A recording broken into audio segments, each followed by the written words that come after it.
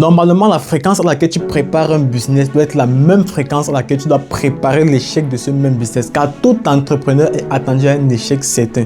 Si toi tu es un entrepreneur ou que tu veux devenir un entrepreneur, prépare-toi à un échec certain.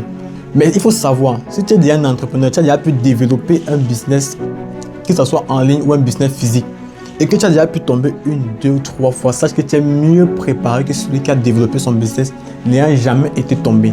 Toi, tu es plus préparé à d'éventuelles possibilités qu'il puisse arriver quelque chose demain. Pourtant, celui-là qui a connu uniquement le succès, il se contente de son succès et risque de baisser sa garde.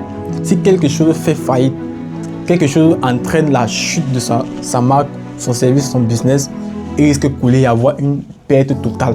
On appelle ça un échec fatal, il n'était pas préparé. La preuve en est, beaucoup d'infrastructures, beaucoup d'entreprises ont fait faillite parce qu'ils n'étaient pas préparés.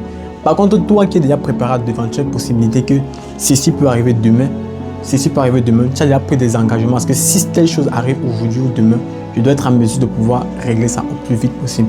Donc la fréquence à laquelle tu dois préparer ton business doit être la même fréquence à laquelle tu dois préparer l'échec de ton business. Et préparer l'échec de son business ne veut pas dire préparer à ce que ton business puisse couler. Non, tu dois être préparé de telle sorte que si telle chose arrive aujourd'hui ou demain, tu dois être en mesure de pouvoir régler le souci. C'est tout.